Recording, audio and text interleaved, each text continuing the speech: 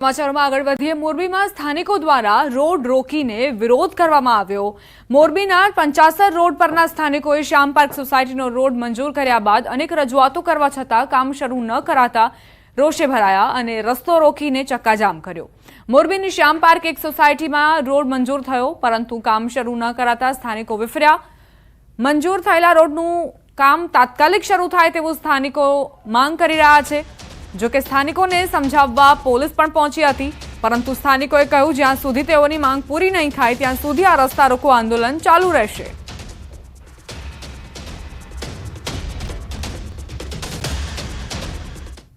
આજકાલ કરે છે એટલે આજ અમે વાંધો ઉપાડ્યું છે. 12 મહિના થઈ ગયા છે. અમારા તાંબડા ઉપર લાઈટ નથી. અમારે કોઈ દિવસ આટલી ફરિયાદ કરવા ગઈ નથી. હાલ રોડ આટો કરવા ગયા છે. રસના રોડ અધૂરો હે ને, એક કર્યો ને એક કેમ નો બનાવ્યો, આ પ્રોબ્લેમ હે અમારામાં. તો અધૂરો મૂકો હે અને કર્યો નથી, એ કામ અમારું પૂરું કરે એટલે મેં કાંઈ નહીં બોલી. નગરપાલિકા જઈશું અહીંયા બધા ગોઠવાઈ જશે. આ રજૂઆત અમે 3-4 જગ્યાએ કરી છે, પણ એનો કોઈ નિર્ણય આવ્યો નથી, કોઈ જવાબ આવ્યો નથી ને હજી જવાબ કોઈ દેતા નથી. અને આ જવાબ અમે જ્યાં સુધી રોડ નહીં થાય ત્યાં સુધી અમે અહીંથી ડકવાના નથી. નગરપાલિકાએ જઈશું, અમે જ્યાં જવું હોય છે ત્યાં અમે પહોંચી જઈશું, પણ આ કાર્ય અમે પૂરું કરશું ને કરાવશું. પ્રશ્ન અમારો એ છે કે 8 મહિનાથી આ રોડનું કામ ચાલુ થયું છે. 75 રોડ શ્યામ 1 અને 2 નો, એમાં 2 નંબરમાં કામ થઈ ગયું છે અને 1 નંબરનું બાકી છે. અડધેથી કામ બંધ કરાવેલું છે અને તંત્રની ઘોર બેદરકારી છે. અમે 5 થી 6 વખત રજૂઆત કરવા છતાં કોઈ તંત્ર ધ્યાન દેતું નથી. અમદાવાદમાં અસામાજિક તત્વો બેફામ બન્યા છે. શહેરમાં વધુ એક હત્યાનો બનાવ સામે આવ્યો. કાગડાપીઠ વિસ્તારમાં યુવકને મોતને ઘાટ ઉતારવામાં આવ્યો. છરીના ઘા મારીને યુવકની હત્યા નિપજાવાઈ. એસીપી ઓફિસ નજીક માજા બનાવ બન્યો. ઘટનાને લઈ પોલીસે વધુ તપાસ હાથ ધરી છે. અમદાવાદમાં કઈ રીતે ગુનેગારો બેફામ બન્યા છે તેનો વધુ એક પુરાવો. એસીપી ઓફિસ નજીક એક ઘટના બની. આ વારદાતમાં યુવક મોતને ભેટ્યો.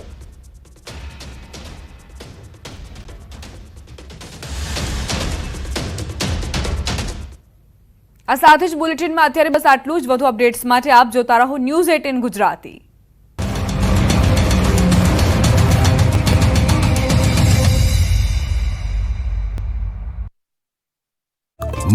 મોરબી જિલ્લા પંચાયતના ચેરમેને જયંતિલાલ પણસુબિયાએ કેમેરા સામે ખુલ્લેઆમ બફાટ કરતા રાજકીય વાતાવરણ ગરમાયું છે. ખુલ્લેઆમ લોકોને કહી દીધું કે ભાજપને મત આપશે તો જ કામ થશે. મોરબી જિલ્લા પંચાયતના ચેરમેન જયંતિલાલ પણસુબિયાને મોરબીના વાવડી ગામે ભક્તિનગર સોસાયટીના રહેવાસીઓએ ઘેર્યા હતા. પ્રાથમિક સુવિધાના કામો ન થતા રોષે ભરેલા લોકોએ ચેરમેનને ઘેરીને સવાલ કર્યા. ત્યારે જિલ્લા પંચાયતના ચેરમેન જયંતિલાલ પણસુબિયા ગિન્નાયા હતા અને ખુલ્લેઆમ કહી દીધું કે મત આપો તો કામ થશે, નહીં તો કામ માટે આવવાનો અધિકાર નથી. મત ન આપો તો રોડ માટે રાહ જોતા રહો તેવું કહ્યું. ત્યારે સવાલ એ છે કે હવે સુવિધા મેળવવા માટે ટેક્સ ભરવો મહત્વનો કે મત આપવા મહત્વના?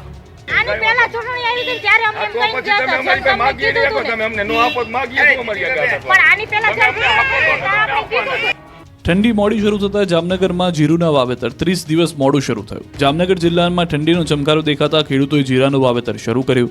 ખેડૂતો મોટાભાગે લાભ પાચમ બાદ વાવણી કરતા હોય છે, પરંતુ ઠંડી મોડી જોવા મળતા 1 મહિના બાદ વાવેતર કરી રહ્યા છે. જામનગર જિલ્લાના જોડિયા પંથકમાં આવેલા હડિયાણા ગામે જીરાના પાકનું વાવેતર કરી રહ્યા છે. જોકે કમોસમી વરસાદને લઈ ખેડૂતોને ભારે નુકસાની વેઠવાનો વારો આવ્યો હતો. કમોસમી વરસાદથી મગફળીના પાકને વ્યાપક નુકસાન થયું છે. તેના કારણે મગફળીના ભાવ ઓછા મળી રહ્યા છે. ત્યારે ખેડૂતો જીરાનું સારું વાવેતર થાય અને સારા ભાવ મળે તેવી આશા રાખી બેઠા છે. સરકારે ટેકાના ભાવથી મગફળીની ખરીદી તો શરૂ કરી દીધી, પરંતુ બનાસકાંઠામાં લાલિયાવાડી ચાલતી હોવાનો આરોપ લાગ્યો છે. ભારતીય કિસાન સંઘ દ્વારા આ આરોપ લગાવાયો છે. દાવા પ્રમાણે સરકારે ટેકાના ભાવે મગફળી ખરીદી માટે પાલનપુરમાં 2 સેન્ટર તો ફાળવ્યા છે, પરંતુ એક જ સેન્ટર પર ખરીદી થાય છે. આથી ખરીદીની કામગીરી ધીમી ચાલી રહી છે અને ખેડૂતોએ ધરમધક્કા ખાવા પડી રહ્યા છે. મગફળી ભરીને આવેલા ખેડૂતો ધક્કો માથે પડતો હોવાથી કંટાળીને સસ્તા ભાવે ખુલ્લા માર્કેટમાં મગફળી વેચી રહ્યા છે. કિસાન સંઘ દ્વારા સોમવાર સુધીનું અલ્ટિમેટમ આપતા ચીમકી અપાઈ છે કે જો ખરીદી પ્રક્રિયાની ગતિ વધશે નહીં અને બંને સેન્ટર શરૂ નહીં થાય તો સોમવારથી આંદોલન શરૂ કરાશે.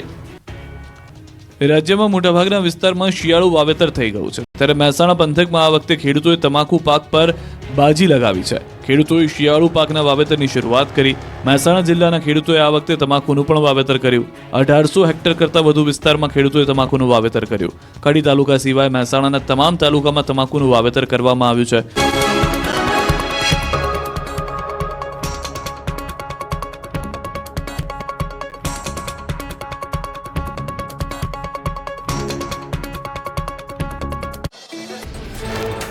એરફોર્સના હેલિકોપ્ટરનું ઇમરજન્સી લેન્ડિંગ. વાયુસેનાનું હેલિકોપ્ટર ટેકનિકલ ખામી સર્જાતા જામનગરના ગુવાણામાં ઉતર્યું. ટેકનિકલ ખામી રિપેર કરાતા હેલિકોપ્ટરે ફરીથી ઉડાન ભરી. પટનામાં સુપરસ્ટાર અલ્લુ અર્જુનના કાર્યક્રમમાં લાઠીચાર્જ. પુષ્પા 2 ટ્રેલર લોન્ચ સમયે પટનામાં થયો હંગામો. 2 લાખથી વધુ ભીડ બેકાબુ થતા પોલીસે કર્યો લાઠીચાર્જ. લોકોના ટોળાએ ચપ્પલ અને ઈંટ પથ્થર ફેંક્યા. અમરેલીના રાજુલામાં લગ્નનો પ્રસંગ શોકમાં છવાયો. 24 વર્ષીય યુવક રાસ રમતા અચાનક ઢળી પડ્યો. હાર્ટ એટેકના કારણે યુવકનું મોત થતા પરિવારમાં માતમ છવાયો. સભ્ય નોંધણી મુદ્દે વડોદરામાં ભાજપના જ 2 એમએલએ સામે યોગેશ પટેલે અકોટામાં બનેલા વધુ સભ્યો સામે શંકા કરી હતી. એમએલએ યોગેશ પટેલના કટાક્ષ પર એમએલએ દેસાઈનો જવાબ. કહ્યું, સંશોધનનો વિષય એ કે તમારી ત્યાં કેમ સભ્યો ન બન્યા. મોરબી જિલ્લા પંચાયતના ચેરમેનનો વિડીયો વાયરલ. મત આપો તો કામ થશે, નહીં તો કામ માટે આવવાનો અધિકાર નથી તેવું કહેતો વિડીયો વાયરલ થતા ચકચાર.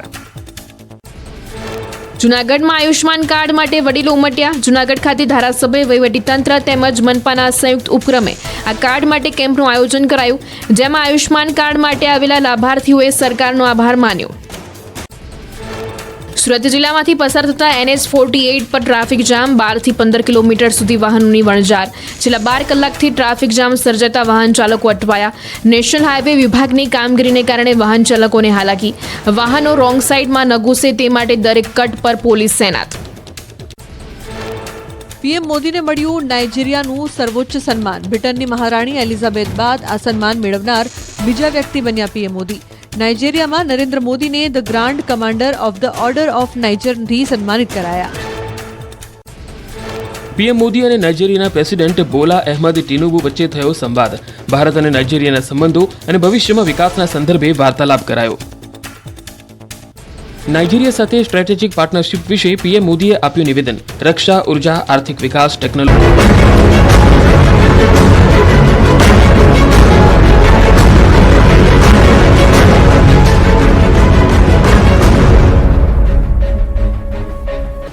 કોલ્ડવેવ માટે તૈયાર થઈ જજો. 2 દિવસ બાદ ગુજરાતમાં કાતિલ ઠંડીનું મોજું ફરી વળશે. ગુજરાતીઓ હવે સ્વેટર, જેકેટ સહિતના ગરમ કપડાં કાઢી રાખજો. હવે કોલ્ડ વેવ અને હાડ થીજવી નાખતી ઠંડી માટે તૈયાર થઈ જજો. આગામી 3 દિવસ બાદ રાજ્યમાં કાતિલ ઠંડીનું મોજું ફરી વળશે. નવેમ્બર મહિનો અડધો પૂરો થઈ ગયો છે, છતાં હાલમાં ગુજરાતમાં શિયાળાની રાહ જોવાઈ રહી છે. મોટાભાગના શહેરોમાં ગુલાબી ઠંડીનો જ અહેસાસ થઈ રહ્યો છે. તાપમાનનો પારો 14.8 ડિગ્રીથી નીચે ઉતર્યો જ નથી. ત્યારે હવામાન વિભાગે 3 દિવસ પછીથી કડકડતી ઠંડીની આગાહી કરી છે. આગાહી અનુસાર રાજ્યમાં આગામી 19 નવેમ્બરથી હાડ ગગડાવતી ઠંડીની અસર જોવા મળશે. ઉત્તર ભારતમાં હિમવર્ષા થતા ગુજરાતમાં પવનની દિશા બદલાઈ ગઈ છે. ઉત્તર પૂર્વના પવનના લીધે ઠંડીમાં વધારો થશે, જેની અસર 3 દિવસ બાદ જોવા મળશે. ઠંડીનો ચમકારો વધશે. 3 દિવસ બાદ અસલ શિયાળાની ઠંડી શરૂ થશે. જોકે ડિસેમ્બરમાં હાડ થીજવતી ઠંડી પડશે. ઉત્તર ભારતમાં હિમવર્ષાના પગલે હવે ઠંડી ભૂક્કા બોલાવશે, એટલે સ્વેટર કાઢી રાખજો. તો અંબાલાલ પટેલે આગાહી કરી છે કે 23, 24, 25 નવેમ્બરે મજબૂત પશ્ચિમી વિક્ષેપ આવવાની શક્યતા છે. પશ્ચિમી વિક્ષેપના કારણે ન્યૂનતમ મહત્તમ તાપમાન ઘટવાની શક્યતા છે. હાલમાં સાંજે, રાત્રે અને સવારે ઠંડીનો અહેસાસ થઈ રહ્યો છે. જોકે દિવસે સૂરજ માથે ચડતા ગરમીનો અહેસાસ થઈ રહ્યો છે. સૌથી ઓછું તાપમાન ગાંધીનગરમાં 14.8 ડિગ્રી નોંધાયું. आने वाले दिन में 2 से 3 डिग्री सेंटीग्रेड डाउन होने का पूर्वानुमान दिया गया है. શિયાળામાં ઠંડીની સાથે માવઠું પણ ધ્રુજાવશે. સ્વેટરની સાથે રાખજો રેનકોટ તૈયાર. ગુજરાતમાં ઠંડીએ ધીમા પગલે અસલી મિજાજ બતાવવાનું શરૂ કરી દીધું છે. મોટાભાગના શહેરોમાં ઠંડીનો પારો ગગડી રહ્યો છે. 17 ડિગ્રીની નીચે પારો પહોંચી ગયો છે. ઠંડીનો રાઉન્ડ શરૂ થઈ ગયો છે. વહેલી સવારે અને રાત્રે હવે સ્વેટર કે ગરમ કપડાં પહેરીને જ બહાર નીકળવું પડે તેવી ઠંડીનો અહેસાસ થઈ રહ્યો છે. હવામાન વિભાગે પણ 3 દિવસમાં કાતિલ ઠંડી પડવાની આગાહી કરી છે. ત્યારે આગાહીકાર અંબાલાલ પટેલે ચોંકાવનારી આગાહી કરી. ઠંડીની ઋતુમાં રેકોર્ડ બ્રેક ઠંડી ઉપરાંત માવઠાની પણ ચોંકાવનારી આગાહી અંબાલાલે કરી છે. આગાહીકાર અંબાલાલ પટેલના અનુમાન મુજબ આ વખતે સ્વેટરની સાથે રેઇનકોટ પણ રાખવો પડશે. 20મી નવેમ્બરથી ગુજરાતમાં ઠંડીનો ચમકારો વધશે. ઉત્તર ગુજરાતના ભાગોમાં ઠંડીનો ચમકારો વધશે તો નવેમ્બરના અંતમાં ગુજરાતમાં થઈ શકે છે હળવું માવઠું. ડિસેમ્બર અંતમાં પણ ગુજરાતમાં થઈ શકે છે માવઠું. 22 થી 27 નવેમ્બરે બંગાળ ઉપસાગરમાં ચક્રવાત થઈ શકે.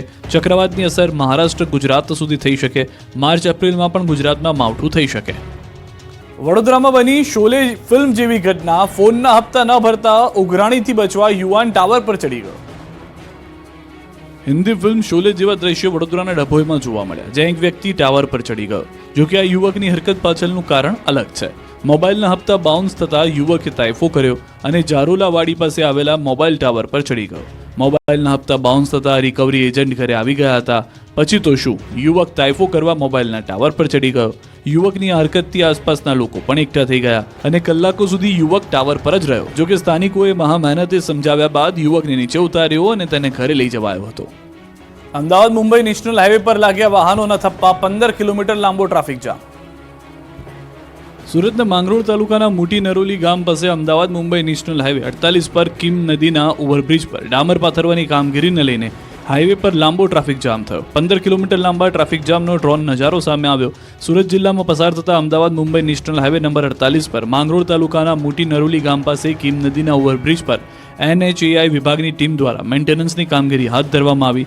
બ્રિજની એક લાઇન બ્લોક કરવામાં આવતા ટ્રાફિકની સમસ્યા ઊભી થઈ છે. નેશનલ હાઈવે 48 પર છેલ્લા 12 કલાકથી 15 કિલોમીટર લાંબો ટ્રાફિક જામ થયો છે, જેને લઈને વાહન ચાલકો તોબા તોબા પોકારી ઉઠ્યા છે.